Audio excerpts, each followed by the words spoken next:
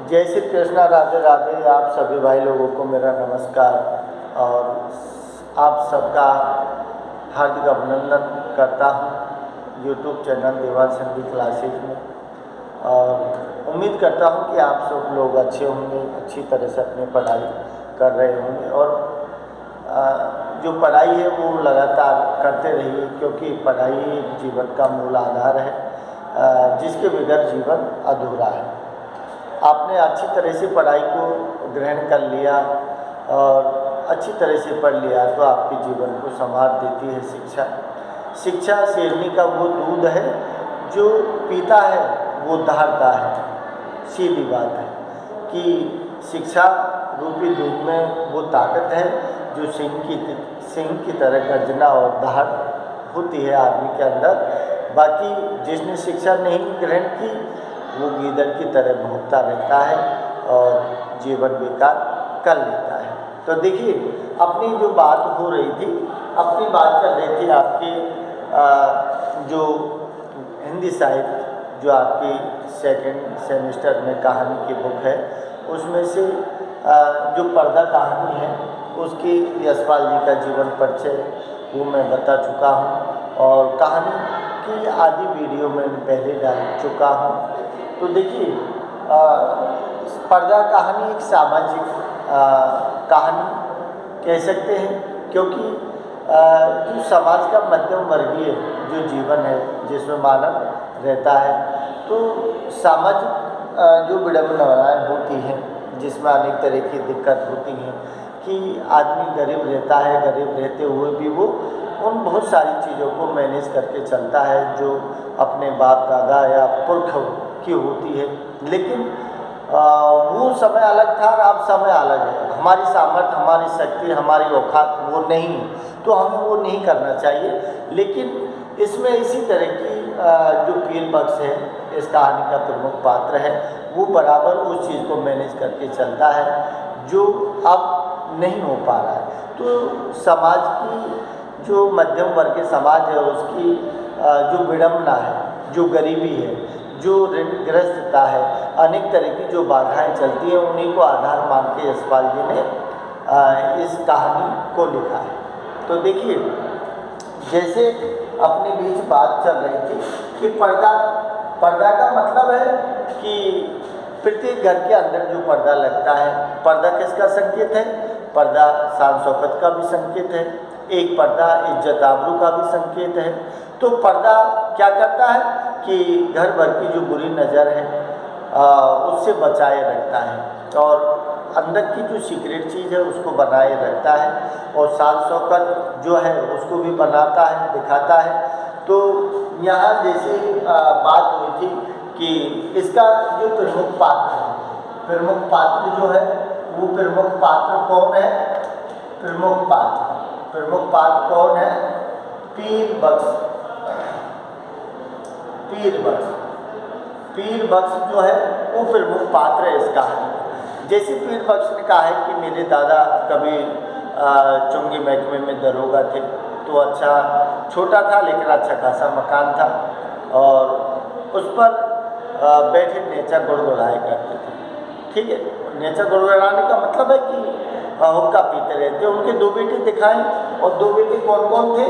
जिसमें एक को दिखाया है कि फजल कुर्बान है जिसकी 4 बेटे 3 बेटियां हैं। दूसरा इलाई बख्श है जिसकी 4 बेटे 2 बेटियां हैं।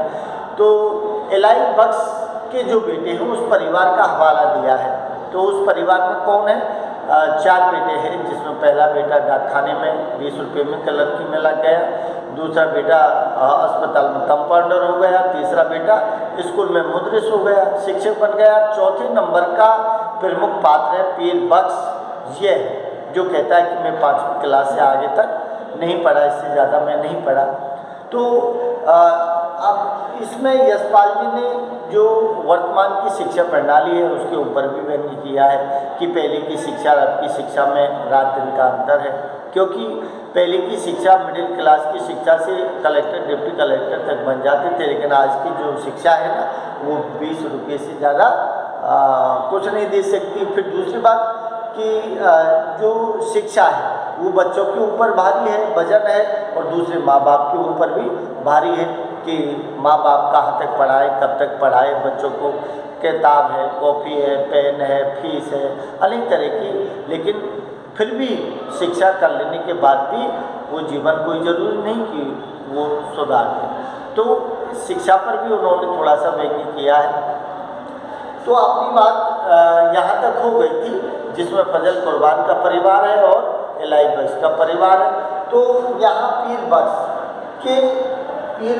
के हिसाब से फिर चालू होती है।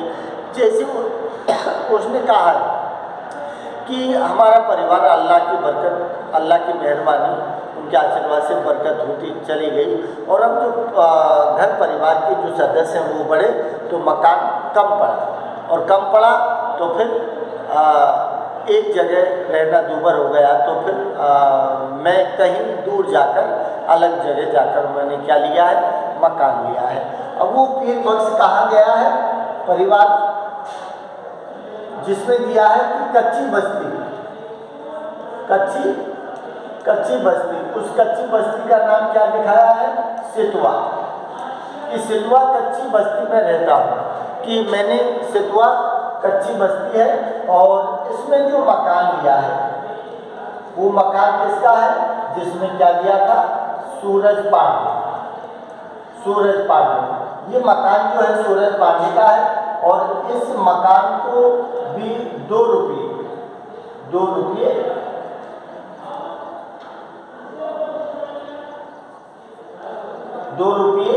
महीने से किराया,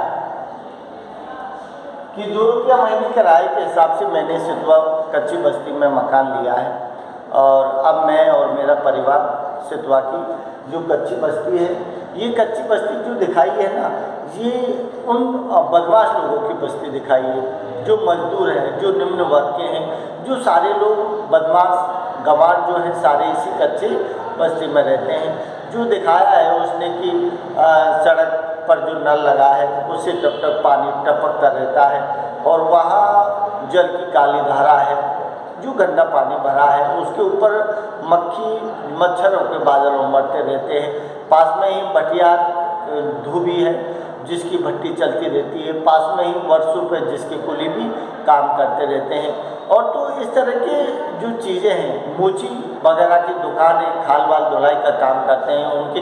तो इसका मतलब है कि कच्ची बस्ती में सब लोग ऐसे हैं जो मजदूर वर्ग के रहते हैं। लेकिन जैसे दिया है कि सूरज पांडे का मैंने 2 रुपये महीने में किराया लिया, और मैं कहाँ जो दिया है कि पीर बख्श कहाँ काम करता है, तेल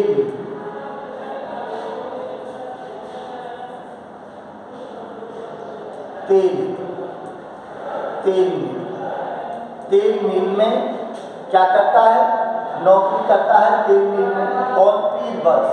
और ये कितना है, 12 रुपये प्रति माह, 12 रुपये प्रति माह तेल मिल में काम करता है चौधरी पीर बख्श।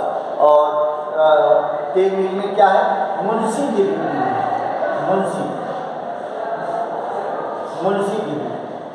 तो मुंशीगिरी करता है। सिर्फ लिखाई पढ़ा, जिसे अपन कहते हैं कि लिखाई और पढ़ाई का जो काम है ना वो करते हैं। तो लिखाई पढ़ाई का काम मुंशीगिरी करता है तेल मिल में। इसका मतलब वो कहता है कि सिर्फ एक पढ़ा लिखा जो आदमी था उस सितवा कच्ची बस्ती में मैं ही था। सब लोग मुझे मुंशी कहकर पुकारते थे, और मुंशी कहकर पुकारते थे तो मेरी एक इज्जत थी जो बाप दादा से चलती आ रही है। एक सफेद पोश, जिसे क्या दिया है, सफ़ेद पोश, जिसे अपन कह सकते हैं कि सफ़ेद पोश एक इज्जत जो थी मेरी, मैं पढ़ा लिखा था तो सब लोग क्या करते थे कि मेरी इज्जत आबरू जो है, इज्जत सम्मान वो सारे लोग करते रहते थे।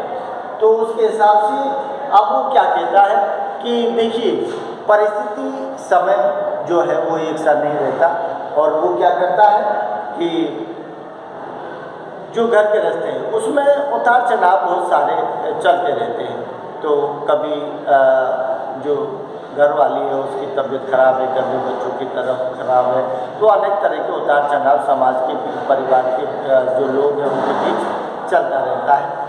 तो जैसे उन्होंने दिया है कि अब वो क्या करता है, वो देता है जिसने दिया है कि वो क्या करता है कि जो बरकत जो दूसरा बेटा दिया है कि बरकत के क्या दिया है, जन्म बरकत जो बेटा है उसके जन्म दिन के लिए मुझे पैसे की आवश्यकता पड़ी। अब पैसे बगैर कोई काम होता नहीं है। महीने की जो आमदनी है वो 12 रुपये है और वो 12 रुपये जो है वो महीने की 7 तारीख को मिल जाता है। पेशगी जो होती है अदायगी एडवांस जिसे बोलते हैं, पेशगी सेठ जो है उन्हें वो देता नहीं है। तो अब जो बरकत की जन्मदिन के लिए उसको पैसे की ज़रूरत पड़ी, तो पैसा ले किससे, तो उसको क्योंकि एक ऋण जो मध्यम वर्ग का जो परिवार है वो ऋण की गिरफ्तारिता से ग्रसित होता है। तो अब उसको ज़मीन जो दिया है कि जन्मदिन पर पैसों की ज़रूरत पड़ी, तो उसने जो संपर्क किया है तो वो सितवा की जो कच्ची बस्ती है, वो सितवा कच्ची बस्ती में कौन दिखाया है, पंजाबी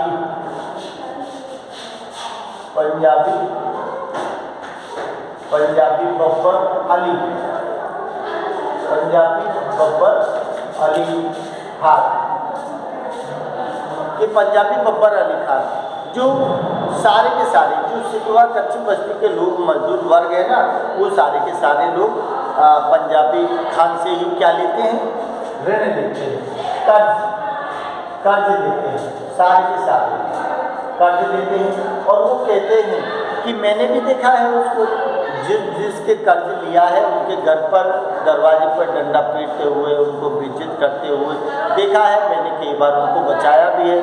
तो उनके बीच तो लेकिन अब मजबूरी है कि मैं पैसा मुझे लेना है, कर्ज मुझे लेना है। तो वो कहता है कि कर्ज मैंने लिया और कर्ज कितना लिया, 4 तो 4 रुपये लिया, तो 4 रुपया लिया। अब वो 4 रुपया जो देना तय हुआ है, जिसमें वो क्या दिया है कि 4 रुपया देना तय कैसे हुआ है, प्रति माह 1 रुपया, कि प्रति माह मुझे 1 रुपया देना है उसको। मैंने कर्जा लिया है बब्बर अली खान से और उसका तय हुआ है कि महीने में 1 रुपया 4 आने का ब्याज लगाकर उसने 1 रुपया प्रति माह, और वो प्रति माह के हिसाब से कितने हैं कि 8 महीने, 8 जो है कि 8 महीने में देना, 8 महीने में देना तय हुआ है 1 रुपया प्रति माह के हिसाब से। तो वो कहता है कि मैंने किसी तरह से 7 महीने का तो लगातार मैं भरता गया और 7 महीने तक मैंने 1 रुपया देखिए पंजाबी बब्बर अली खान को मैंने दे दिया। लेकिन लास्ट का जो महीना दिखाया है 8वां महीना, उसमें क्योंकि समय बदला तो सावन का महीना दिखाया है, बरसात नहीं होती दिखाई है, और बरसात नहीं हुई तो फसल जो है वो खराब हुई है। फिर फसल का भाव बढ़ा है तो फिर सीधी बात है कि बाजरे का भाव बढ़ा, गेहूँ का भाव बढ़ा, और सावन में बरसात नहीं हुई तो फिर अब जो दिक्कत है परिवार जो है तो दिक्कत हुआ है। फिर उसके बाद में जो बच्चे हैं वो भी क्या है, उनकी भूख से ग्रस्त दिखाए हैं, जो धर्मपत्नी है वो बीमारी से पीड़ित दिखाई है। तो फिर घर का जो सिस्टम था पैसे का वो बराबर गड़बड़ हो गया। तो उसको आधार मानकर अब महीने की जो प्रत्येक 7 तारीख को कौन आ जाता था, पंजाब बब्बर अली खान। तो पंजाबी आया 7 महीने तो वो घर नहीं मिला। कौन नहीं मिला कि जो ये दिया है कि पीर बस घर पर नहीं मिला, और पीर बस जानता है कि 7 तारीख हो गई आज बब्बर अली खान आएगा, इसलिए वो पहले घर से चला जाता है और बब्बर अली खान आता है और वो डंडे से पर्दे को ठेलता रहता है। तो पर्दे का जो सिस्टम है वो कहती है उसकी धर्मपत्नी कि वो अभी यहाँ नहीं है, वो आएंगे आपके पैसे ही लेने के लिए गए हैं। तो वो कहता है कि हराम ज़्यादा पैसे लेकर छिपता है, मुझे मेरे पैसे चाहिए कि मैं कुछ नहीं जानता, मैं मेरी बीवी बच्चे हैं, मैं परदेश से यहाँ पढ़ा हूँ तो मैं बच्चों के लिए पढ़ा हूँ, मुझे पैसा दिया है कर्ज पर तो मुझे कर्ज चाहिए। तो कर्ज अदायगी के लिए डंडा लेकर आता है, रोक दिखाता है, लेकिन पीर बख्शवार नहीं मिला है। और जो पर्दे की जो स्थिति है वो पर्दे की स्थिति कैसी दिखाई है कि जो दिया है कि पहले पर वो था दरवाज़ा, सूरज पांडे के मकान का जो दरवाज़ा है वो अब धीरे धीरे क्या हो गया था, जीर्ण शीर्ण हो गया। और जीर्ण शीर्ण हो गया तो चौखट वगैरह टूट गई, सुबह शाम उसको उठा के रखते हैं, फिर हटा देते हैं, फिर शाम होते ही फिर रख देते हैं। तो जैसे दिया है कि उसके बाद सर जो सूरज पांडे के पास भी गए हैं, और गया है सूरज पांडे के पास, पीर बख्श भी कहा है, कई बार शिकायत भी की है कि घर का दरवाज़ा टूट गया है, लेकिन सूरज पांडा क्या बोलता है, वो कहता है कि 2 रुपये ली मकान का किराया, ऊपर से लकड़ी का बहाव और ऊपर से 2-2 महीना भी 6-6 महीने में देते हो, रहना है तो रो, नहीं घर मकान जो है वो खाली करो, कहीं चलेगा। तो बेचारा लौट कर फिर वापस आ जाता है। और जो दरवाजे टूटने के बाद जो अपने दादा के समय से जो पुश्तैनी दरी थी ना, जो अपने दादा के समय में पर्दा लटका था, उसी पर्दा का परंपरा का निर्वाह करते हुए अपने दरवाजे पर दरी का पर्दा लगा देता है। दरी का पर्दा लगा तो आसपास के जो लोग थे बस्ती के, उन्होंने कहा भी कि यार एक पर्दा लाके ही टाट का लगा दो, लेकिन वो जानता है कि टाट का पर्दा लगाने के लिए 8 आना का आता है। तो कई बार तेल मिल जाते जाते उसने पूछा भी है, तो 8 आना है नहीं, पैसा है नहीं, तो उन्होंने उस अभाव में दरी का पर्दा ही लटका दिया। अब वो बरसात है, आंधी है, धूल है, धूप है, तो जीर्ण शीर्ण हो गया, कमज़ोर हो गया, तो बस घर भर की औरत थी, सुई धागा लिया और उससे अंदर से ही सिलाई कर देती थी, बाहर निकलने का काम नहीं था, क्योंकि अपने दादा के समय से पर्दा लगा हुआ था मकान पर, उसी पर्दा का निर्वाह उसने अपने घर के उस पर किया। एक इज्जत, एक शान शौकत का सफ़ेद पोश जो मुंशीगिरी है वो बनी हुई थी उसकी। तो उसने कहा कि भाई अब जो है, अब ऊपर का जो डर है वो किसका है कि बब्बर खान का। अब बब्बर खान फिर आएगा, तो कह के भी गया है कि मैं फिर आऊँगा। तो अब जो है अगले महीना जब बात हुई उसके मिला कि मैं कुछ नहीं जानता, मुझे पैसा चाहिए, नहीं तो मैं तुम्हारी खाल निकाल कर क्या कर दूंगा, तुम्हें काट दूंगा। इसका मतलब मार भी सकता है और खाल को बेच भी सकता है। तो उन्होंने कहा कि तेरी खाल जो है ना उसको बेचकर मैं क्या करूँगा, मुझे मेरे पैसे चाहिए।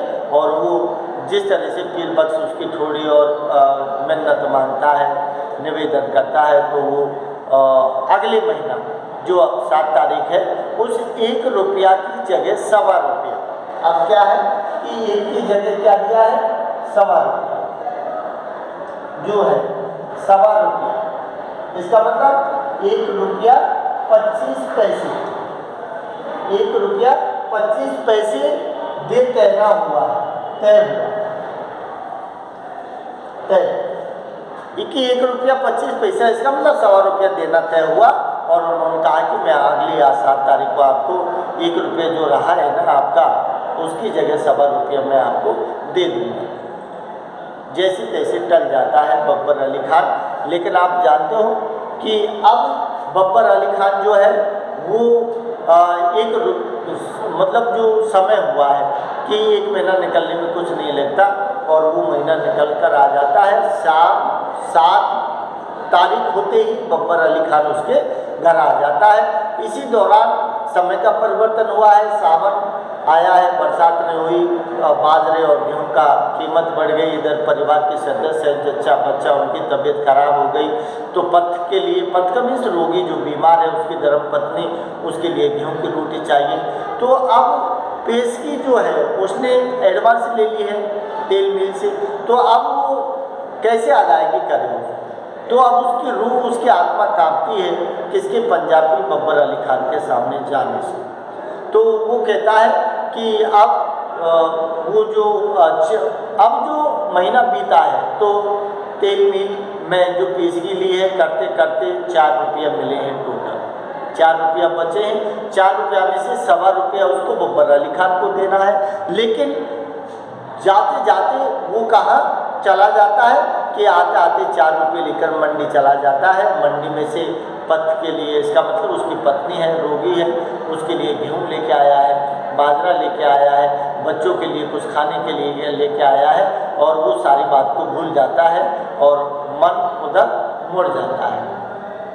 अब बीच बीच में जो पैसे की तंगी है, कभी वो चौड़े लाता है, चौड़े की सब्जी बनाते हैं, कभी कटोरा है जो है बाजरा है, बाजरे को उबाल करके भर भर कटोरा खा लेते हैं। इसका मतलब है कि गरीब स्थिति, जो परिस्थिति है उससे बुरी तरह से जूझ रहे हैं। लेकिन अब उनकी जो घर की स्थिति थी, जो पर्दा लटका हुआ था, उस पर्दे के पीछे 3 बेटियां दिखाई हैं उसकी, और एक उसकी पत्नी है, एक वालदा है। वालदा का मतलब उसकी माँ। तो 5 औरत हैं उस घर के अंदर। लेकिन उन 5 औरतों के जो कपड़े हैं ना, वो जीर्ण सिंह, पर्दे की बात छोड़ो, पर्दे के लिए पैसे नहीं थे, पर्दा नहीं आया, लेकिन पैसे के अभाव में 5 औरतों के जो शरीर के कपड़े थे ना, वो जीर्ण शीर्ण होकर ऐसे झड़ रहे थे जैसे किसी पेड़ की छाल झड़कर अलग हो जाती है। इसका मतलब अर्धनग्न शरीर था उन औरतों का। बस उनकी घर भर की इज्जत और आबरू जो बची हुई थी, तो सिर्फ उसी पर्दे के कारण बची हुई थी। वही पर्दा था उनके घर भर की आबरू इज्जत को बचाने का। तो यहाँ जो दिया है कि फिर वो आता है और वो कहता है कि कहाँ गया हरामजादे, कि मुझे मेरे पैसा चाहिए।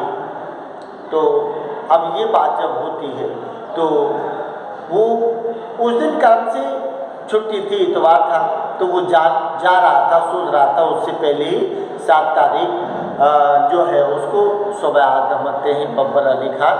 और जब उन दोनों के बीच वार्तालाप होती है तो सितवा बच्ची जो है, अच्छी बस्ती है, सारे लोग इधर उधर से भीड़ जमा हो जाती है, और एक साथ बब्बर अली खान ने एक साथ किसको, पीर बख्श को और उनके खानदान को लेकर 1 2 3 4, इसका मतलब 3 गालियाँ एक साथ बरसाई, जो गुस्सा होने के बजाय निर्जीव हो गया। कौन, पीर बख्श। क्योंकि क्या कहे भाई, जैसे मुंशी प्रेमचंद ने कहा है कि जिसके पैर के नीचे गर्दन दबी हो उसके पैरों में सहलाने में फायदा है।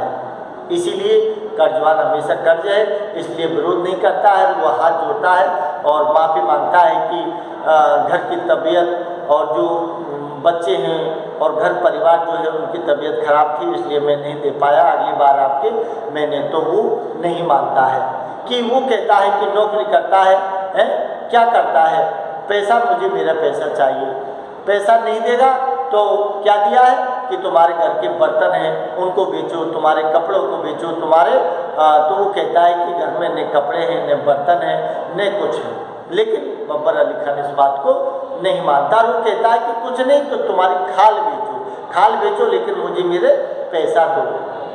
विनती करता है, निवेदन करता है, लेकिन नहीं मानता है। इतने में ही वो डंडा से उस पर्दे को ठेल देता है और पर्दा उस दरवाजे से गिरकर नीचे गिर जाता है। उधर पर्दा गिरता है, इधर पीर बख्श बेहोश हो जाता है। क्यों?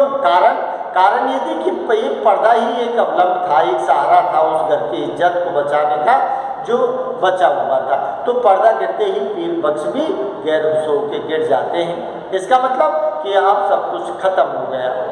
तो जैसी पब्लिक जो खड़ी थी उन्होंने देखा कि अंदर अर्धनग्न स्थिति में 5 औरतें हैं जो आपस में दौड़ कर एक जगह इकट्ठी हो जाती हैं, एकजुट में इकट्ठी हो जाती हैं, अपनी आबरू इज्जत को बचाने दबाने का कोशिश करती हैं।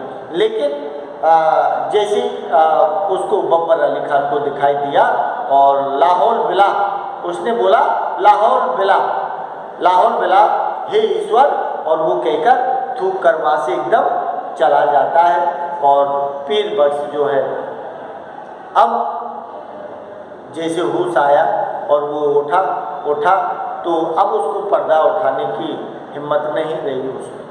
क्यों नहीं रही? क्योंकि पीर बस कहता है कि अब पर्दा उठा के मैं क्या करूं, क्योंकि जो पर्दा था, जो पर्दा मेरी आबरू इज्जत का जो प्रतीक था, अब वो पर्दा हट चुका है और पर्दा हट गया तो अब इसको दोबारा उस पर रखने से कोई फायदा नहीं है। और इस तरह से इस कहानी का पटाक्षेप कर दिया है। अगर आपको अच्छी लगे तो आप शेयर, लाइक और सब्सक्राइब जरूर कर देना। नमस्कार।